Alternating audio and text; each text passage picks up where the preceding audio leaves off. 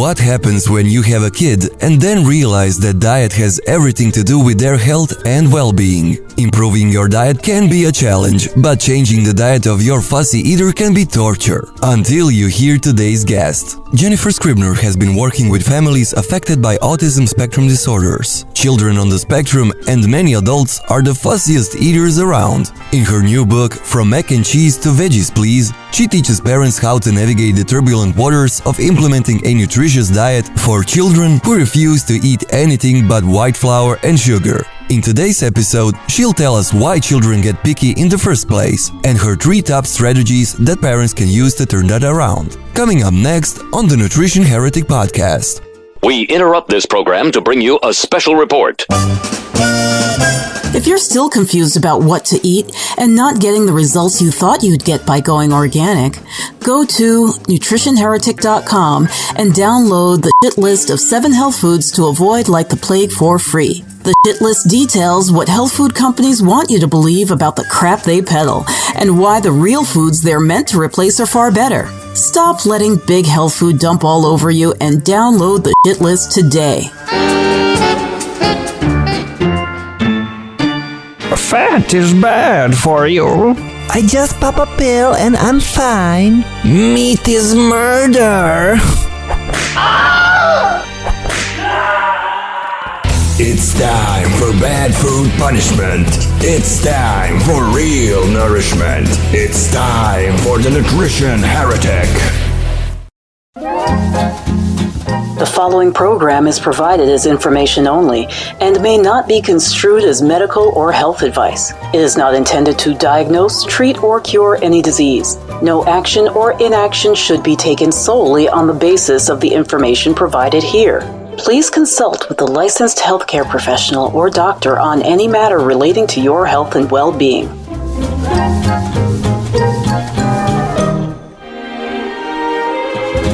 Aloha and welcome to the Nutrition Heretic Podcast. This is Adrienne Hugh, the Nutrition Heretic, and today we are talking about a topic that I think everybody today can relate to, not just with kids, but with adults. In today's conversation, we're going to focus a bit more on children, but know that picky eating is something that is seemingly on the rise for a variety of reasons. And I was a picky eater as a kid. My diet, I was not picky by today's standards. I was picky then. But then again, I grew up in the Bronx in the 1970s, where iceberg lettuce was lettuce. Tomatoes were, God knows where they came from. Salad dressing came out of a bottle. It wasn't till I moved to Europe that I began to appreciate different foods because they tasted the way they're supposed to taste. And I could go on a whole rant about organics right now because that's actually how I began to eat better food for me, which is that when I came back to the United States, I tried to recreate so many of the dishes that I had in Europe, and they all tasted like crap. And for in my case, it was because the food was just so insipid tasting here in the States. And when I discovered organics, I was like, wow, I can actually make palachinke or other things that are not that were some of the foods that I grew to love when I was living overseas. So in any case, today's guest heretic is the author of From Mac and Cheese to Veggies Please, How to Get Your Kids to Eat New Foods and Picky Eating Forever and Stay Sane in the Process, Jennifer Scribner. And she is also of bodywisdomnutrition.com. We've had her on the show before. Welcome back to the show, Jennifer. Thank you. I'm so excited to talk with you again. Oh yeah, no, it's we had a nice little chat beforehand. So, in my case, yes, I definitely had I know that you work a lot with children who have autism and eating disorders that point to a deeper problem. Right. Yes. In my case, I definitely had, rashes and other health issues. But I'm not necessarily sure that was 100% where my picky eating came from. I mean, I think it played a role for sure. But, how do kids get picky in the first place? Like, where does it start? Does it start with the gut? Does it start with the socialization? Well, it can be some of both. And I was a picky kid too, kind of like you were describing. And part of it was that my mom worked, and I grew up in an era where processed foods were the modern thing, and they were what was considered most nutritious. We've perfected this stuff and we've put it in a box and made it really simple for you. So that was all that I grew up on. And I was picky until I was 30. I was still eating macaroni and cheese. So the title of this book isn't just about today's kids. It's referring to myself as well. That was one of my staple foods. And boxed mac and cheese, you're saying? And what? Boxed mac and cheese. Oh, yeah. Oh, yeah. No, I've never made it from scratch.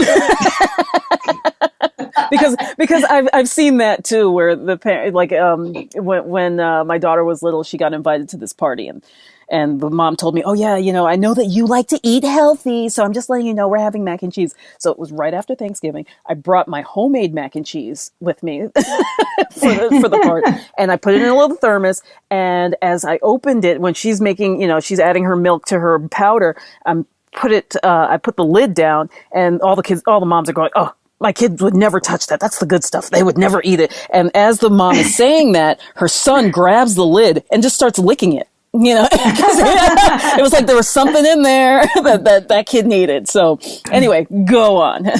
I was like that too, where I didn't like the real macaroni and cheese. Like if my grandma would make it or something, I was like, no, I want the blue box stuff that my mom makes. And she put, her love in it. It tasted different when I made it.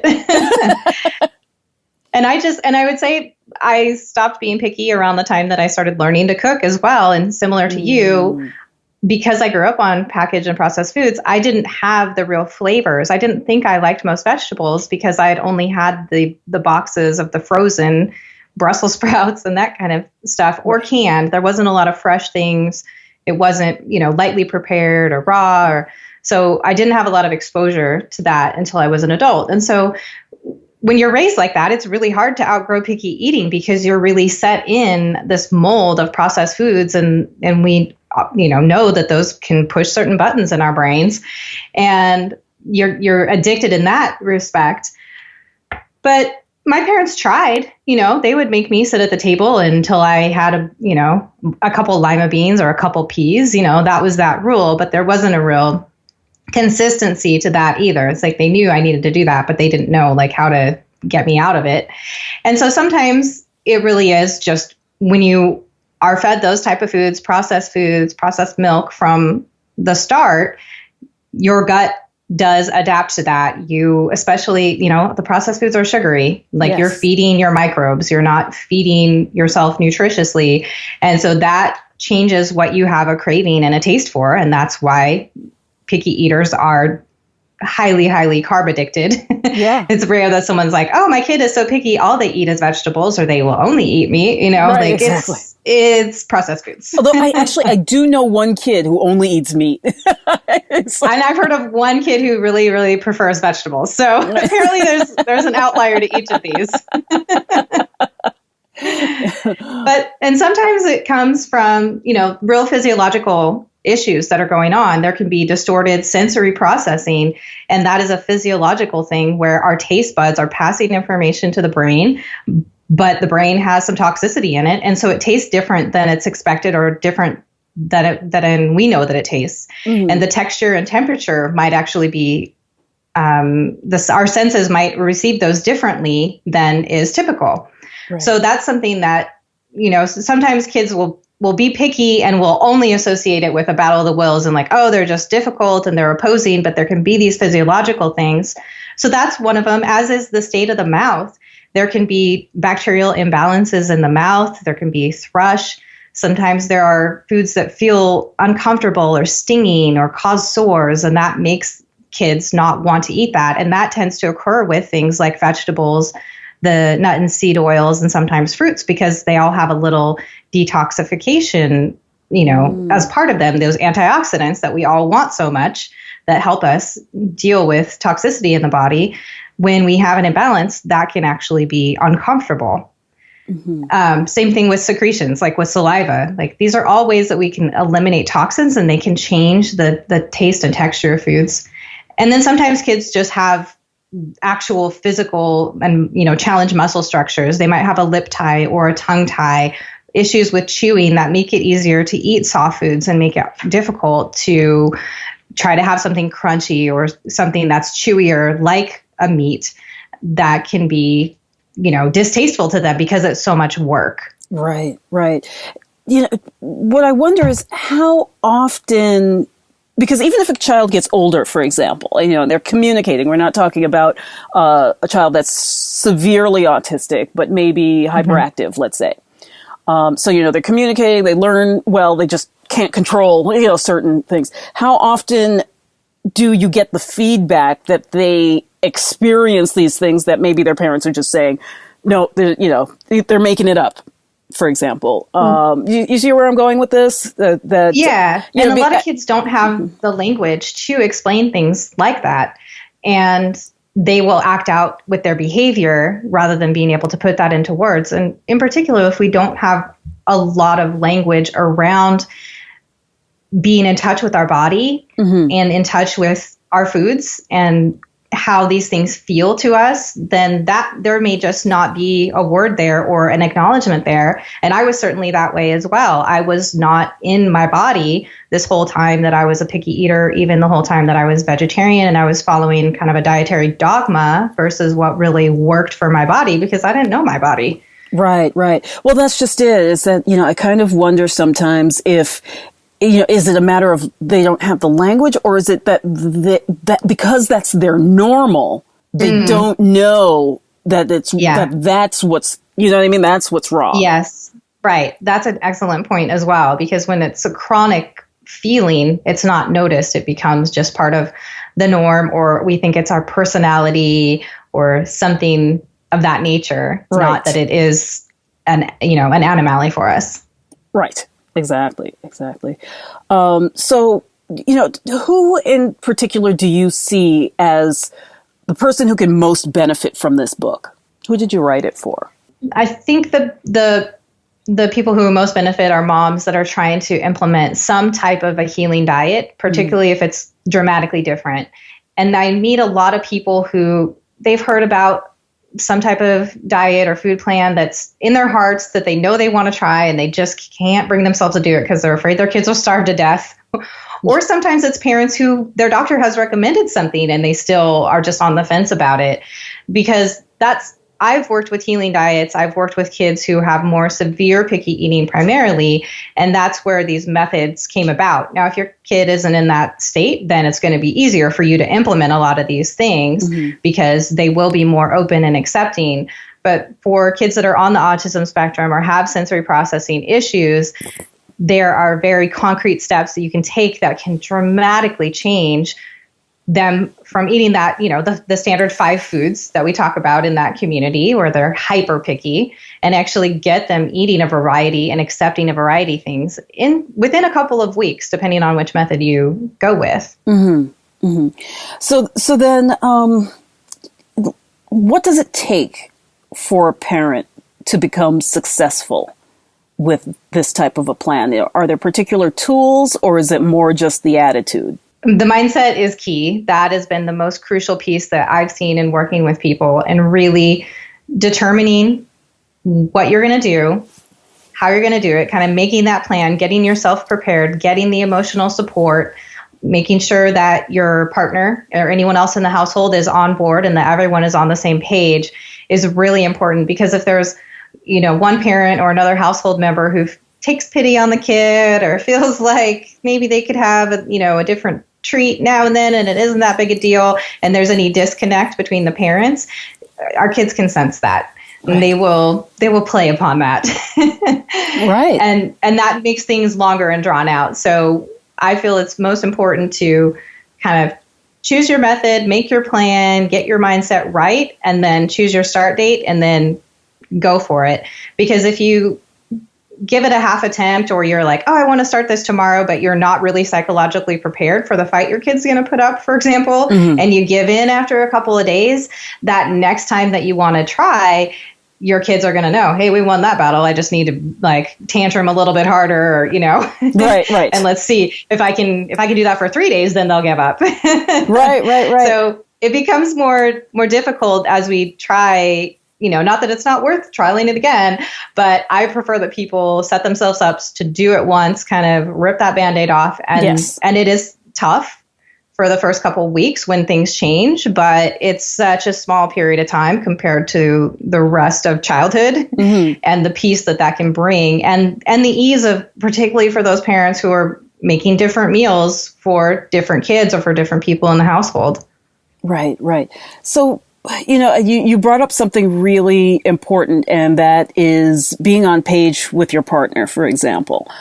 And that led me to think about other adults in their life and other children, especially if you have a child who's in school. To illustrate, some years ago, I was doing an elimination on my older girl just to see if she was having a reaction to something. And, I think we were doing it for like 2 weeks. And in the second week, for whatever reason, we were carpooling with someone, and that person, contacted me. She's like, "Oh, I forgot, Tiffany has a birthday party to attend. I can bring your girls to it. No problem, whatever." And I was like, okay. And, of course, I'm not thinking like birthday party, going to have a bunch of crap, but it ended up being this not very good pizza place, or place that served pizza, I should say. And this mom was trying to force my child to eat the pizza. My daughter's like, "No, I'm fine," and she's like, "Come on, you can have a bite. I won't tell your mom," like that kind of stuff. What do we do when we're dealing with, and I see teachers doing exactly the same things.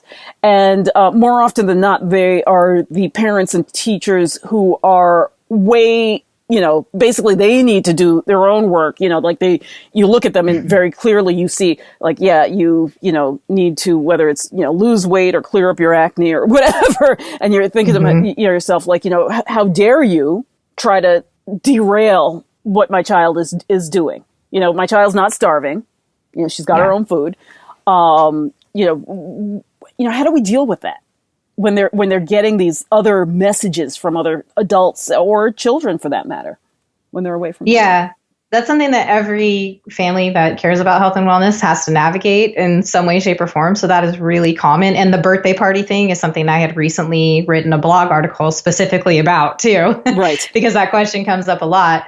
So being confident in your decision and having, your people on board is most important, because others will also sense if you feel insecure or embarrassed about these choices. So there's something that happens in your own kind of energy when you're presenting these things to others that's really crucial. And that's something that I noticed a big shift in the people around me when I really took ownership of this and didn't feel bad about it anymore.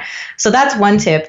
The other thing is to really have discussions, in a polite way, and just say, hey, this is what we're doing. I hope you're on board. And suggesting to people that this is a trial and you want to see how it goes for 30 days or whatever period of time. Yeah. Most people are open-minded to something like that. It's when they feel like everything is changing forever that they get fearful. Isn't that interesting that they are fearful for you? It's like, and really what it is they fear that the spotlight is being shown back on them. Yeah. And that's exactly it, is people take our decisions very personally because it does make them examine themselves. And for some people, like grandma's Christmas cookies or something, it can be, what's wrong with the things we've always done? What's wrong with our family traditions, our rituals? It can seem like a rejection. So it really needs to be framed to people in a way that is accepting of them and say, hey, this is what we're doing for us. This is what we think is best. This is why, whatever you feel is appropriate to share. But hey, what you're doing is totally cool with you. No judgment on your kids eating the pizza and the candy and everything. And just trying to find that place of mutual respect. But it does cause a lot of people to take things personal and think that it's about them when really it's about you and your family. Right. So when you work with children, or parents start to change these diets, the fear is that it's just going to be this long, drawn out struggle. In reality, what would you say is the typical amount of time before your child, you mentioned people being afraid that their kid would not, would starve to death, right? So, Right. where they would actually just say, hey, Mom, can I have, a plate of eggs or whatever it is that they normally would never touch, some bone broth? Or Yeah.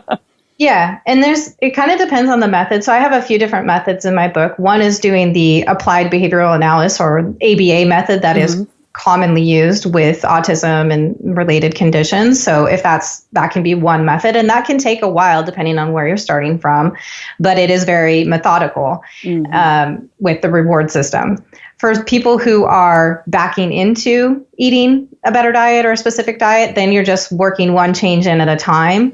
Again, that can take a while, but it tends to be simpler because you can start with the easier wins and you can kind of swap things out. Right. So like you finish off the box of mac and cheese, you replace that with something, you don't go out and buy another one, basically. Right. Yeah. Or we're, sneaking some vegetables into this and we're doing something additive before we're really taking anything away, and we're kind of squeezing things out over time. Mm-hmm.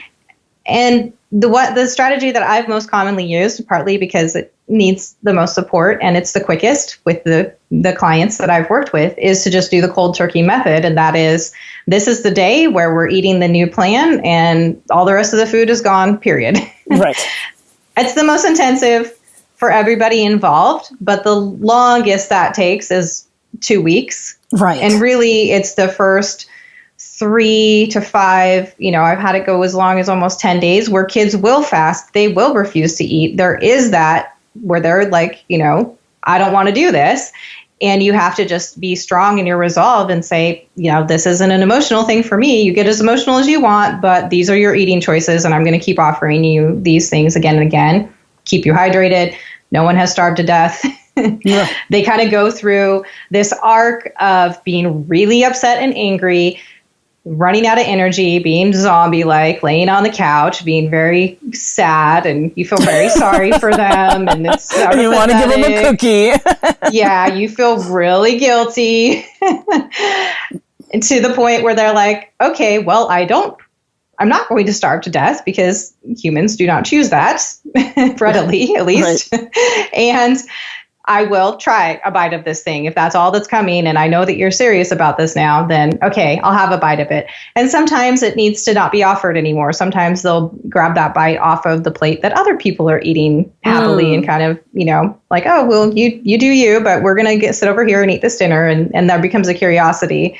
So it's a little different for everybody, but generally it's within a couple weeks that you see a change. With kids that are, less picky, I've had moms tell me, oh, I tried something new tonight that they didn't like before with one of these strategies, and they ate it and were like, they liked it like right away. So There can be that kind of surprise too. And part of that arc is often, especially with the cold turkey method, is they'll eat it grudgingly. They'll take it in, it's nourishment. And then it kind of builds upon them. And then it may be a month or 2 before they're like, hey, I want broccoli, I want eggs, I want meat. But you get there, they're getting that nourishment in the meantime. They're not fighting about it anymore, but they're not necessarily loving it. They just know that's the way it is. So it can take a while before they're asking for it. Mm-hmm. And that's something that I've heard from so many people. I never thought my kid would ask for this type of food. Right. I can't believe they're eating that.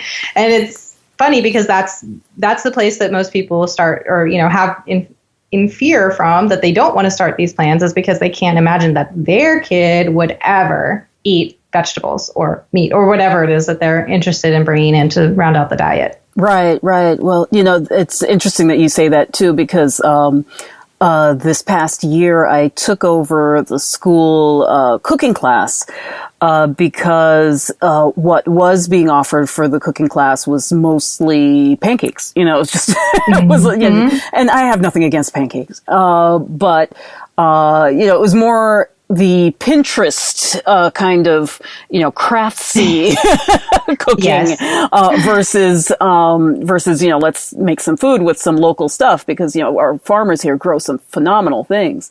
And one of the compliments that I had was, because I had to stop doing it a few weeks before the school year ended, because it was taking up a lot of my time, and I don't think the school really understood that I was putting in a boatload of time just to teach this 2-hour class.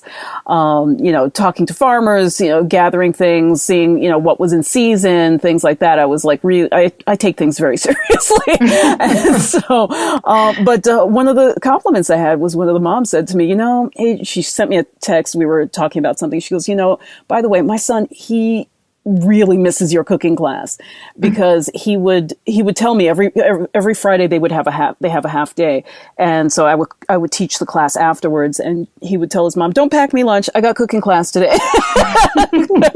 And we were doing we did some craftsy things, but we did things like, for example, I showed them how to make marshmallows from scratch using honey. And, we did a few things like that. And then we took some Hawaiian favorites. Like one of the things they have is, called a musubi, which is, usually Spam with rice. Oh, yeah. It's like sushi roll, but like sushi. Mm-hmm. But what we did was we made teriyaki sauce from scratch, and we, somebody had donated beef bones from which I made beef broth, and then I scraped all the meat off the bones and mixed it with the teriyaki sauce, and then I let them make their own musubis. Mm-hmm. But, just to show them, like, teriyaki sauce doesn't just happen, it's got these ingredients, just trying to break down things for them in that way. And then we did a day where we had like lots of kale and chard. So I showed them how we sauteed up the chard with some mac nuts and raisins. And I want to come to your cooking class. Right. And sounds fun. And then we did like an omelet with the kale. And we just every week I just showed them how just different things that they can do, and then also how to stretch food. So it was a little bit of an economic thing too, right? So like with the bone broth, we did a pumpkin soup, and then we also did a pumpkin pie that day because it was just around Thanksgiving. Mm-hmm. And so, just really breaking it down for them. And these kids, they, for the most part, I think there was like one kid who just turned her nose up at the kale. But other than that, it was, the kids were eating food that they just never got introduced to before. And that's such a valuable strategy. And that's something that I talk about in the book as well, is getting kids involved with food. Yes. Because when kids learn how to make it, when they choose something from the market, when they plant something and help cultivate it, they're so much more likely to eat something that they have that personal connection to. So in, a cooking class, that's life skills that everybody needs. And the healthiest you're ever going to be is being able to cook for yourself, regardless of what your dietary choices are. You're always going to be healthier that way.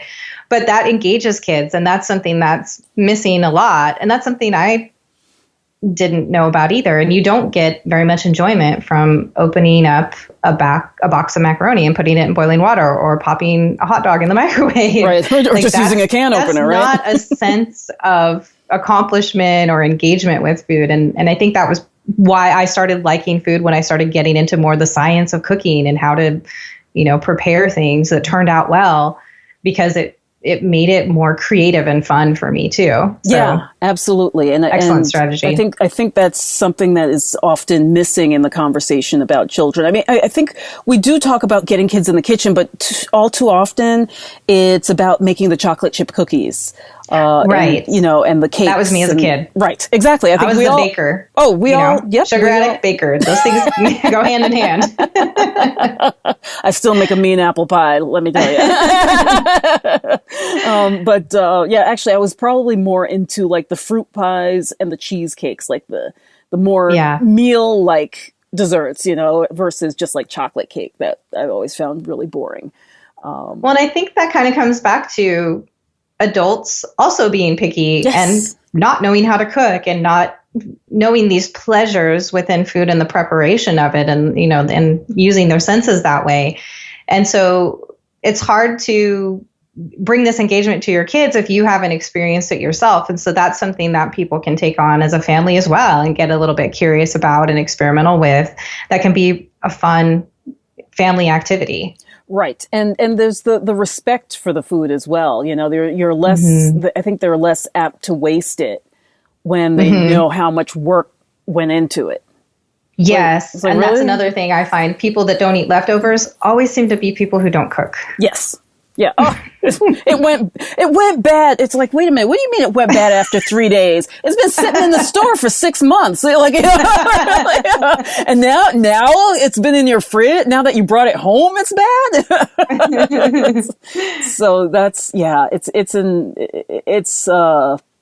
uphill battle sometimes trying to explain this to people.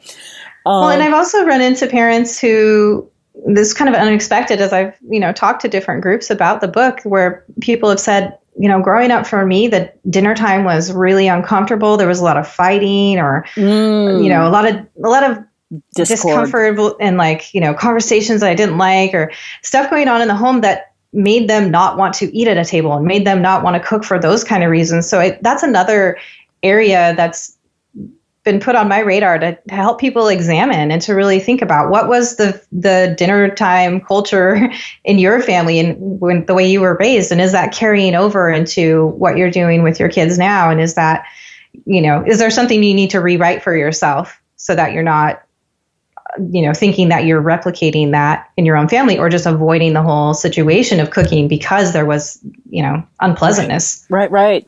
Yeah, you just reminded me of the TV table. I forgot all about those darn things. Remember that? Of course I do. Yeah. And I would eat, pot pies with my dad on those. Yeah, seriously. And I mean, just talk about mindless eating. Yeah. You and I touched on this before we started, which is what I always tell parents when they tell me, they had a baby. I'm like, look, if you want that kid to eat, stay away from the Cheerios. Just back up. Don't give them Cheerios, because every picky child I see is just reaching for those darn Cheerios, and they're like one of the worst tasting cereals ever. They are a commonly recommended snack by, doctors and other people in the mainstream. Oh, this is a healthy whole grain snack that you can carry with you everywhere and give the kids whenever. Yeah. So that's something I see a lot of. Well, that and the goldfish crackers, what those things we consider finger foods, kid foods. Well, kids are human. Yeah. Well, they need to eat actual foods. Right. And that's another can of worms, is that children somehow, and I'll hear actual doctors, like people with degrees that I'm supposed to respect, say this, that children, they just naturally gravitate towards sugar, and that's what they want. Back in caveman days, they didn't know what was poisonous, so kids just naturally adapted to love sugar. No, they didn't. What the hell kind of comment is that? I'm like, seriously. There are biological reasons for why we all tend to have some type of preference for that, but the food manufacturers and chemists know that, and they, combine these things together in processed foods to push those buttons all the time. And that's why certain chips you can't eat just one, or that's because they're telling not you to. Something that happens with natural foods. I hear it's strawberry season and I can eat a lot of strawberries, but there's a point where I'm like, I'm good on strawberries and I'm not going to eat them anymore. Right. That wasn't always the case for me with, gobstoppers or something. I was really into Willy Wonka candies. That was my thing. And I could eat those constantly. but I do think that there's an element of socialization too, though, because I noticed that all children actually, more so, maybe I'm pushing that a little bit, but I do see I see children love sour. And I often see young children eating a lemon at a restaurant.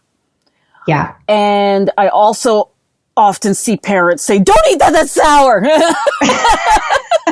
Or spicy food. Yeah. I see a lot of parents discourage that as well. And it's like, well, let's see how they feel about it. Right. Well, that's a good point, because I creaved spicy food during my first pregnancy.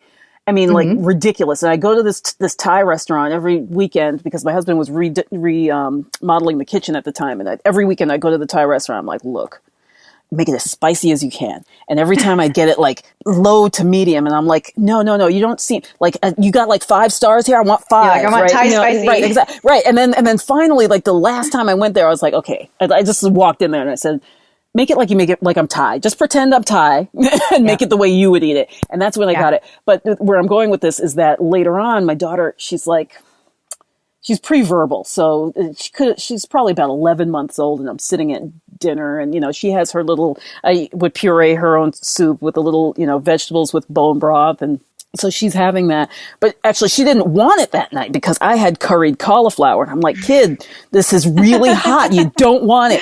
And she's like, and she's going, and she's pointing at, and so finally I said, okay, I'm going to fix her wagon here, right? Stick it in front of her. She puts it in her mouth, and she goes, more. and I'm like, okay, well, your digestive system is a little bit immature for this, but I'll let you have one more, but just to show that children can't have this appreciation for a wide range of flavors, but we've pigeonholed them and we've told them that this is all you are allowed to like. And that's the difference between, raising your child on whole foods and providing that type of thing from the start versus raising your child on processed foods, because it is higher sugar content. It is higher carbohydrate to have processed foods. And that develops that sweet palate much more precisely. And you are less open to those other flavors, because I know many parents as well who've raised their kids with, a variety of whole foods, and they will suck on a lemon. We will go to sushi and they will only eat the fish. They don't want the rice. And some of it is just phases as well, that kids are testing out and, activating different taste buds and trying new things and being a little experimental, especially when they're, toddler, 2-3 years old. There can be a lot of experimentation when they have an open palate like that and are offered a variety of whole foods. Right. And what's interesting to note too is that they don't recognize what other kids think of as food to be food. So, might as well be Matchbox cars. It's like, like they're just fluorescent colors, like Fruit Loops and all that stuff. They're just like, what the hell is this? Why are you putting that in your mouth? Like birthday party, cake time. And, my kid's off playing with bubbles. Like it doesn't mean anything. Well, and there's so many people, and I will say, grandparents, I've seen this, and they want to be the first person to give your kid sugar. They want to see the look on their face, Yes, I've literally heard grandparents say that. Before they want it. Let's not start that before they are socially aware and actually interested and feeling something about it. There's no need to do that with, a baby. Right. Oh, yeah. You don't need to give baby the first M&M. And I mean, that's very tricky too, because not necessarily here in Hawaii, because we have very young grandparents, as people keep asking me if my daughter's grandmother. I think for a lot of grandparents back in the day, it's like an orange was a big deal, like, That's how it was for my grandparents. They got it for Christmas in their stocking. Exactly. So, so for them, they're not getting it. Just like a lot of my European friends don't get that, like, organics isn't just a gimmick. It's like something that we need to hold on to, because in their countries, they don't have the problems with, digesting gluten because it's not sprayed with glyphosate, or, whatever other, health issues that we experience. A lot of people in Europe, for some of them, it is just starting to dawn on them. And particularly when they move to the States, because similar to what I experienced, they can't recreate their favorite dishes unless they buy organic.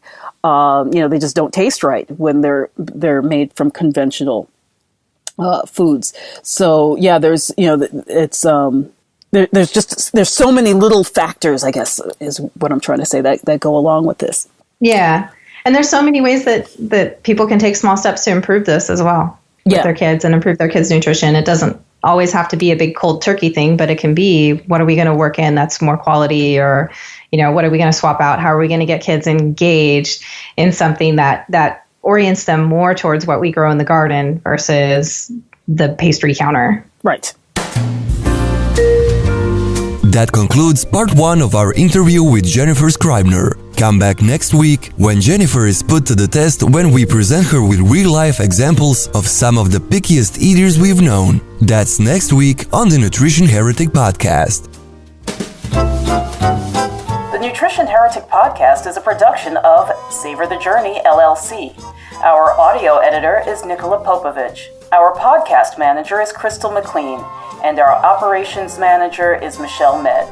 I'm your host, Adrian Hugh, the Nutrition Heretic. You can find us at the new and improved nutritionheretic.com, where you can download the Nutrition Heretic's free shit list of 7 health foods to avoid like the plague. You can also listen to previous episodes at nutritionheretic.com/podcast. Be sure to like us on social media for updates. Our Facebook page is facebook.com/nutritionheretic and on Twitter @NutriHeretic. Contact us with show ideas, questions, or if you want to be a guest. And don't forget to rate our podcast on iTunes and Stitcher.